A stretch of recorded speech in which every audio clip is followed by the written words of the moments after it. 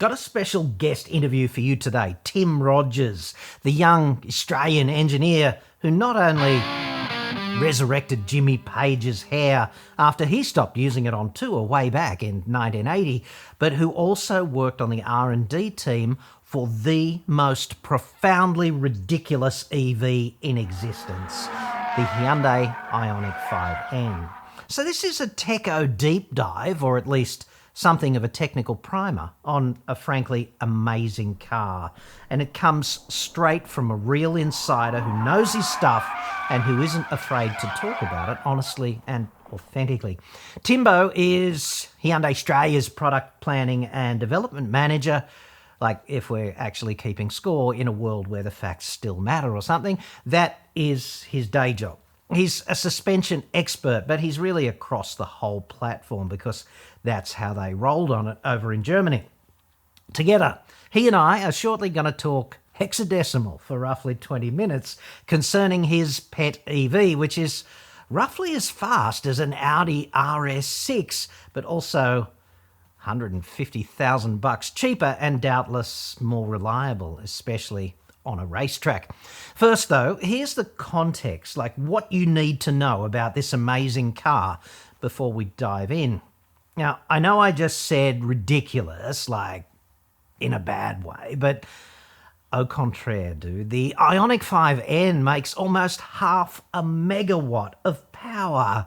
And that is, frankly, ridiculous, but it's also very difficult to have any kind of problem with a car that offers that, irrespective of its powertrain. Now, it weighs as much, roughly, as a dual-cab 4x4 ute, but paradoxically, it manages to change direction like frickin' Baryshnikov, and it offers astonishing racetrack endurance. I tested that. This EV kicks ICE RS, basically. There's no other conclusion. And unlike most cars with that much poke, it doesn't actually try to murder you at every turn. If you want that, you'll probably still have to buy a Lamborghini. I tried, but alas, failed to kill an Ioniq 5N across 8 consecutive fast laps, like fast for me anyway, of Sydney Motorsport Park, nee Eastern Creek. Despite my heavy-handed abuse, the Ioniq 5N failed to catch fire or otherwise die, so you'll probably still need a Tesla if you want that. And it remained gracious enough to allow me to hit 220 on the main straight every time and tip it into turn 1, kind of just north of 150. Quite the sphincter workout at the end of the straight, in other words, especially if you've spent the past few months or something just driving on public roads like a normal person. This experience with that car is somewhere between monotonous and terrifying. It was kind of like being Robert Downey Jr., I guess, after deploying the briefcase to take on Mickey Rourke that fateful day at Monaco. Kind of a challenge, but we all know you're ultimately going to get there, right? The performance of this car is astonishingly accessible. This report is sponsored by NordVPN. Get 4 extra months of Nord for free now, plus a huge discount at nordvpn.com/AEJC. Online security threats and scams are everywhere, but you don't have to be the next victim. That's where NordVPN comes in. Nord does the stuff that you and I don't really understand in the background, hiding your IP address, locking everything down. Go to nordvpn.com/AEJC now. Your exclusive Auto Expert discount is huge right now, plus you're going to get 4 extra months completely free. nordvpn.com/AEJC. I'll put a link in the description. Just subscribe, download the app and connect. 1 click later, your IP address is shielded and your online traffic is heavily encrypted across as many as 6 of your devices. Nord is the fastest VPN on the planet. It costs only about as much as 1 cup of coffee every month to keep your data, your identity and your devices secure. Masking your location means you'll also get access to streaming and other services that might be blocked where you live. Plus, you can continue to watch your favourite content when you travel. You might even be able to score some great online travel deals that are unavailable where you live. Go to nordvpn.com/AEJC now. Boost your security and enjoy that huge discount plus those extra 4 months completely free. It's totally risk-free with Nord's 30-day money-back guarantee. That's nordvpn.com/AEJC. Link in the description. The Ioniq 5N is also, upliftingly, the most authentically transvestite EV in existence. It prefers to move through the public domain not in silent but deadly EV mode, as God intended, perhaps, but instead, it puts its best face forward when it wears an entirely fake internal combustion powertrain. This car fakes internal combustion with amazing fidelity. On paper, this feature is just gagging to be roasted, isn't it? Like transvestite EV caught with combustion pants down kind of thing. Just writes itself, doesn't it? And this is me eating humble pie at this point, for I have already done that roast. But at this point, all I can do is urge you to try it. Just take it out there for one dance, dude. You might like it a lot. It's good, and it's fake, but it's intoxicatingly good. I really wanted to hate it too, and in a sense, given what I said about it earlier, I kind of needed to hate it, but it was just too good, dude. And I'm thinking, how do I describe this to you so that you get it? And the best analogy I can offer is fake breasts, you know? Specifically, take a moment right now and imagine the most impossibly perfect pair of fake breasts ever produced. Metaphorically, automotively. Do you actually care that they're fake? Like, nobody I know has a problem with wonderfully executed fake breasts. And this is just that in an EV. Ioniq 5N's bold commitment to flawlessly fake metaphoric breasts, the breasts of combustion, if you will, includes compelling exhaust noise at the rear, throbbing high-performance engine noise throughout the cabin, incense around, all the good vibrations, basically. Plus a dual-clutch transmission simulation complete with paddle shifters for those non-existent gears. It even has a rev limiter, which feels just like the real thing, to punish you should you forget to upshift the transmission that also isn't really there. And I know, dude, this sounds like a nightmare hellscape of try-hard faking it, doesn't it? Something Stephen King would do, perhaps, in a Christine reboot, but it's actually beyond brilliant. And I'm sitting here in pain just saying that, frankly.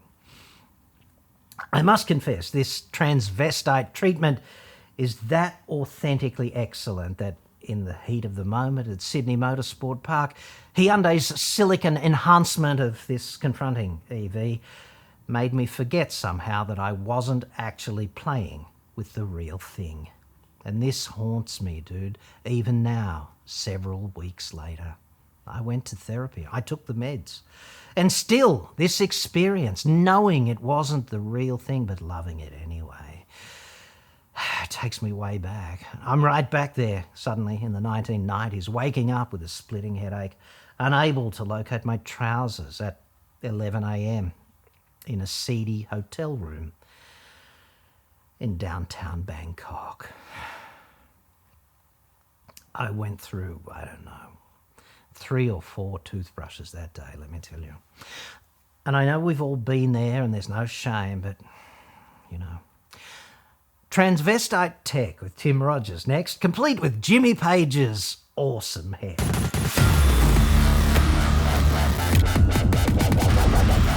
People who are interested in Ioniq 5N are really interested in the detail, because they don't just buy it to show off in. They want to know about the car and drive it and use it in the manner that it is intended to be used. And Tim, I understand that you flew to Germany to screw half a dozen washers into that car. So you might as well tell me about the most glamorous aspect of tuning first. You could just say that, yeah. I mean, that was the first job I got given, I think, on my arrival, and I genuinely got given these washers and went, I flew 24 hours for this? And so the task actually was to investigate some chassis rigidity structures that we had installed on the car. This is quite an early prototype at this stage, and we're still learning how to industrialize these pieces, but the test really was, please drive car without washers and then put these washers in these pickup points under the body and drive car again and write a report. And yeah, I thought they were screwing with me, if I'm being honest. But sure enough, I went through the motions, you know, drove the car. First time I drove the car, was quite surprised in its performance. It was quite different to what I expected. Threw the washers on and it transformed the car. And so to ordinary mortals, a few washers doesn't seem like a big deal. Like, you're reinforcing the structure, you've put these supplementary bracing beams in and didn't get the reinforcement you're hoping for. What difference does a few washers make? yeah, I mean, I had the same thought, right? It's like, what's it going to do? But turns out what the washer was providing was just enough local support on that fixing point, such that the nut wasn't flexing the part that was the chassis stay anymore. It was actually transferring the load. The flange on the beam was right, compromised locally like that. Exactly. Yeah. So there was a local stiffness issue with the way we were anchoring those parts. And what was enlightening to me was the way they found that, and then the way they wanted to rapidly test that is rather different to how we ended up industrializing it. So this was just a proof of concept to see if the issue was that. And indeed it was. And then a few phone calls were made to figure out, all right, how do we industrialize this solution? Which was, yeah, I mean, originally just a bunch of washers. So when you're talking about a performance EV, there aren't that many examples of that currently in the market. And this is one of those few examples. Most car companies, I suspect, would be chasing a time or chasing a numerical target. And my understanding is that you guys were not in time or target chasing mode. You actually did have this sort of nebulous concept of fun. And the hardest thing for me is ultimately you really are doing a numbers thing, like you're doing engineering, like R&D, ghetto engineering of this car, whatever. How do you define fun and how do you chase it? That's the thing, right? Like, you can't quantify fun, which makes it very, very difficult for engineers, and it's so subjective. Yeah, like 0 to 4.9 not fun, 5 and above is fun. Like, yeah, right. It doesn't work like that. And even fun is different for everyone. Yeah. So what we found was by getting the right group of engineers working on the right parts of the project and really inputting themselves into that sort of position of how do I make this car my car, and really owning that piece was actually quite critical. And ensuring that we had a sort of broad complement of driving styles, driving characteristics, preferences. And I guess that's probably why I got brought in as well, because my sort of day-to-day is actually not really high-performance cars. It's hydraulics on everyday sort of cars. And that's actually where I was able to contribute quite a lot. You mean dampers? Dampers, yeah, when I say hydraulics, yeah. Valving and... Correct. Yeah. Stacking pistons, all of that sort of stuff.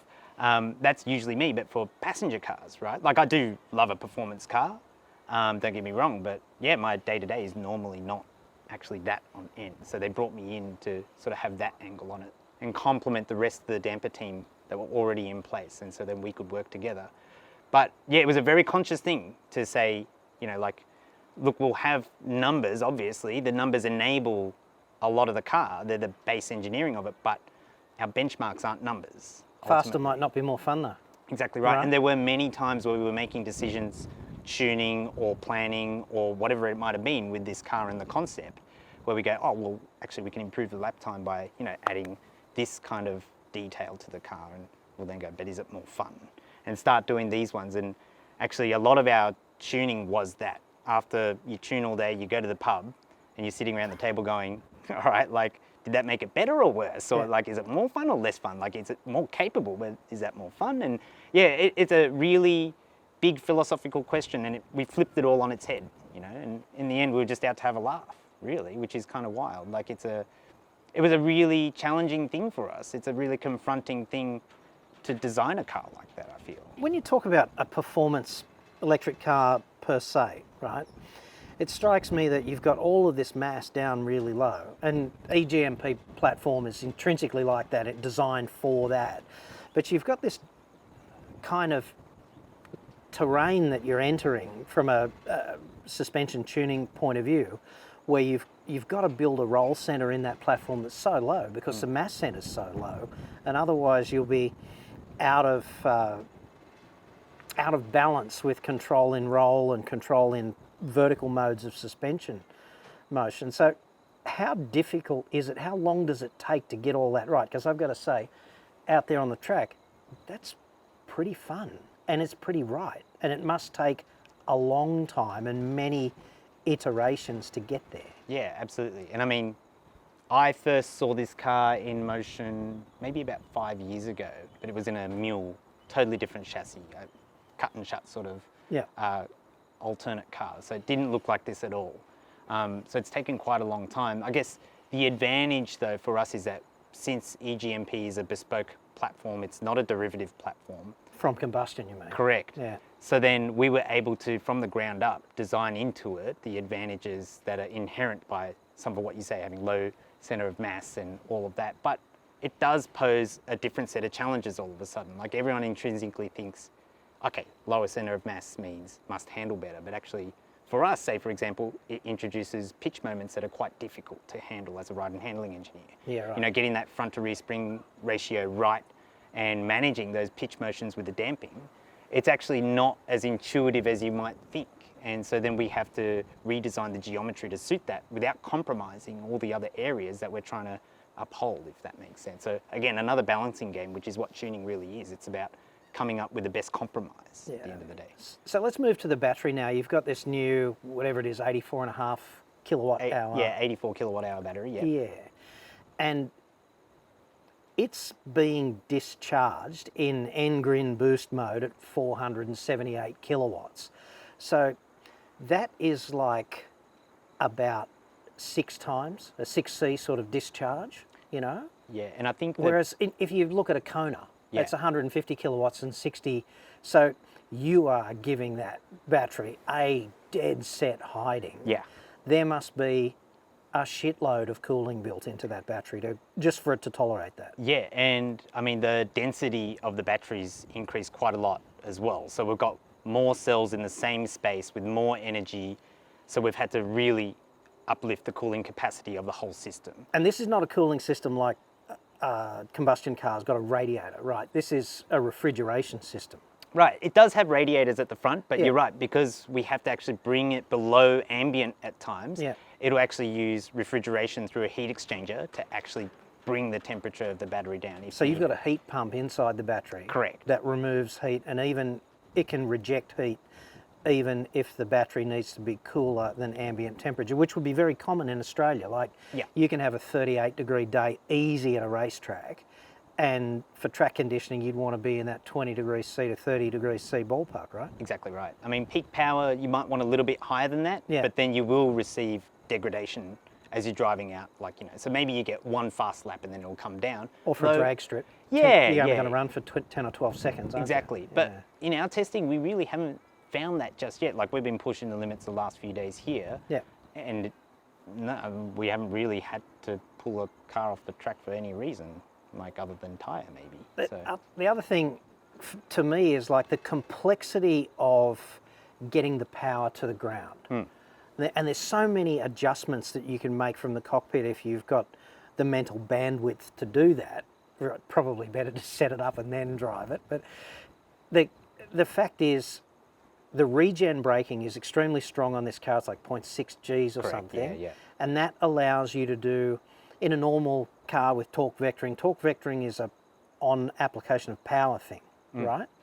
Whereas you can do like anti-torque vectoring using the brakes. So you've got this whole new window opens to tuning on the way into a corner. Right, and I mean the 0.6 of a G, we can generate that retardation either from the front or rear axle as well. So Yeah. we can change the bias of that based on what drive mode you're in or what condition the car's in as well.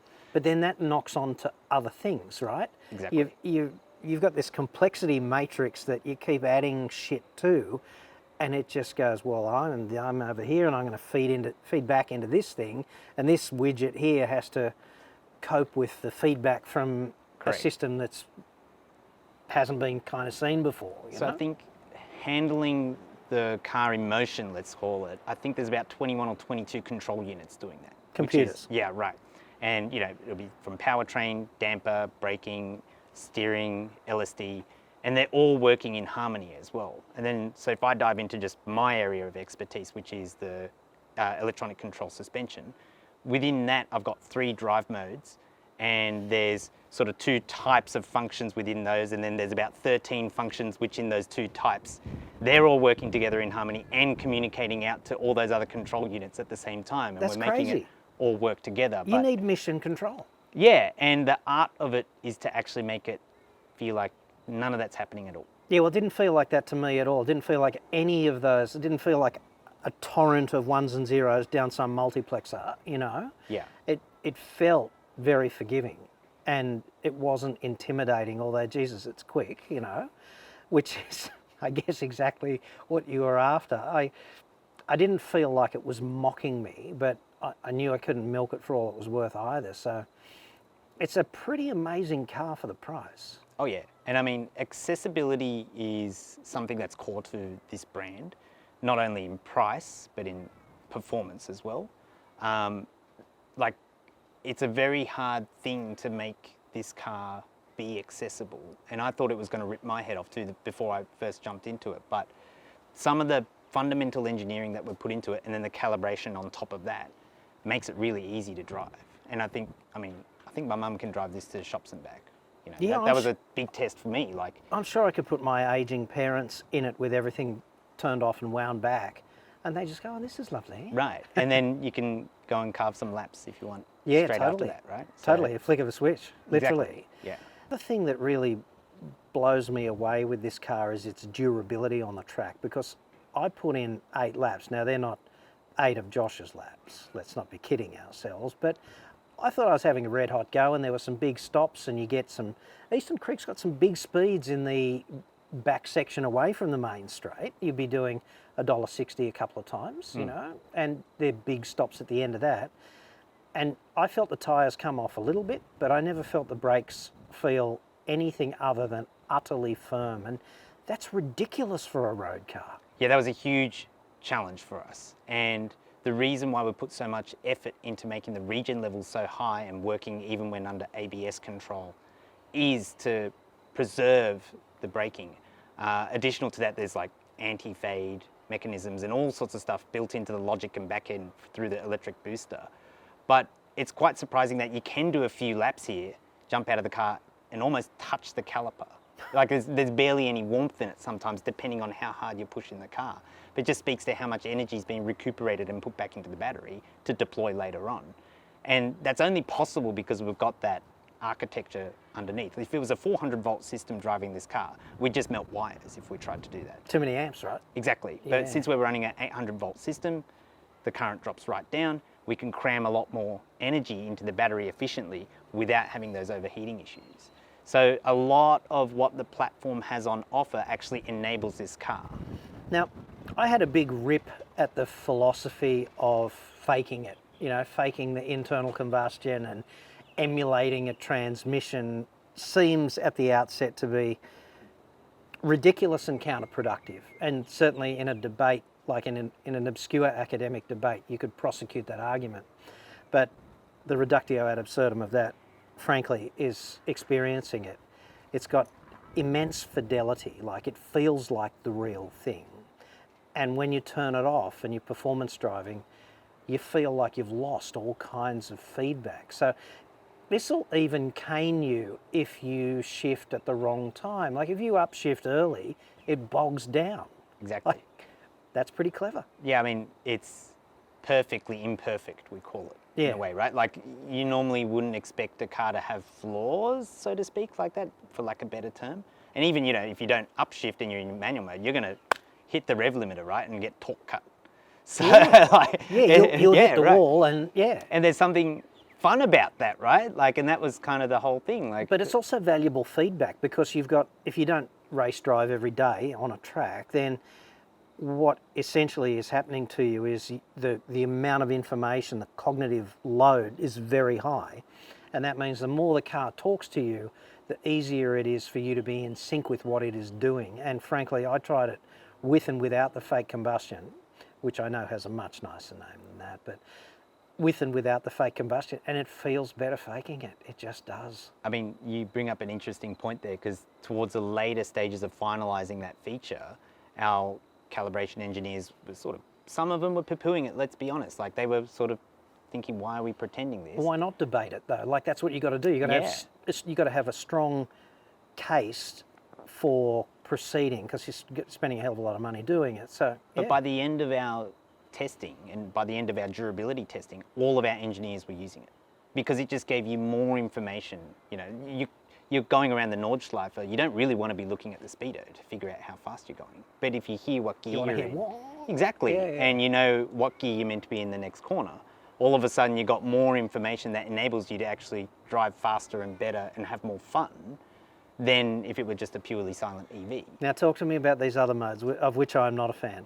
The fighter jet Evolution mode and supersonic. And so Gran Turismo, come on. Each one sort of has a niche that it's trying to fill, right? So ignition sounds like our regular ICE ends. Yeah. It's got the crackles and pops as well. It works best when you're using E-shift. Yeah. Evolution can actually do both E-shift and no E-shift driving. The sound profile works well for that. If you use ignition with no gears, sometimes it can sort of sound like a CVT or be a bit drony, if I'm honest, right? Yeah. So then that's where supersonic comes in. If you're not really into the gears, but you do want that sensation of speed, supersonic actually works really well by sounding like rushing air. And so you get that sensation as well in the same way. So they all serve a bit of a different purpose. And the best part is you can just choose what you want to drive the car like. Yeah, I get that. I doubt if I was the owner of an Ioniq 5N that those two modes would get much of a run, but having it there doesn't hurt, doesn't it? And it's not like it's active on startup a million times. Yeah. So, do you have difficulty figuring out exactly what this car is? Because I have difficulty contextualizing it, right? The closest car I can come up to is an RS6. The only problem with that is it's like $150,000 more. So they're not competitors on price. If you're shopping for an RS6, you're not shopping for this, even though they are equivalent on paper in so many ways. And it's not a Taycan either. You know what I mean? So is it in a completely new segment? Yeah, it's genre busting, isn't it, this car? With the skill set it has, the power it has, the comfort it can achieve, the racetrack capability, all of the different traits that it has and kind of the many hats it can wear means it can actually have a really broad sort of appeal within the market, which is challenging for me. There's nothing really at this price to performance point within the market. Like, if you do a plot of the market, there's zero volume in that area, and then all of a sudden this car is being put there. So that's quite daunting for me to guide the business through. But then, you know, we've gone on pre-sales since September last year, and we ask for verbatims from our customers, like, you know, what did you come from? And it couldn't be more broad. Like, we have customers who are buying an i30N line and going, I just want the best Hyundai now. Like, that's a $30,000 car they bought previously and buying this thing now. We've got customers saying, hey, I'm on the wait list for the new Corvette, but actually I think I want this now. You know, there's a totally new customer to our brand. And I would have never imagined that customer coming in. But yeah, I mean, on paper at least, it's appealing even before they drive it. So. It does have this wonderful capacity to be under the radar, not so much this orange one here or the trademark blue one, right? But in grey or one of those stealth colours, you'd have to be a trained spotter to know. And you could drive it sedately, and only someone who knew to look for the red piping or the dirty big wheels would actually know. And in traffic, it just looks like, honey, I enlarged the hatchback, because all Ioniq 5s are a bit like that, you know. So for me, the stealth aspect of the performance would be a big tick as well, because who wants to be seen in a bright red Ferrari? Yeah, and I mean, it poses an interesting question for the brand, right? It's like, why didn't we put this in a sports car body? Yeah. Because it is a sports car, but actually the platform allows us to put it into this body, and we've got a bit of a sense of humour, I guess. So. Yeah, but it doesn't feel like 2.2 tonnes of lardy acidness out there. Like, it's heavier than a dual cab ute, and it goes like stink. Yeah. And we don't have to pretend we're saving the planet. No, that's not this car's job. I Yeah. mean, like, it's built off the same platform, but no, we burn rubber with this one, so. Well, the big question is, and I know you can't answer it, but what next? Anyway, I think you've done an awesome job, and thank you very much for your time and helping us to, just to dig a little bit deeper, because you know that stuff at such a deep level, and it's a real privilege to have access to you and talk about it. So thanks a lot. Thank you.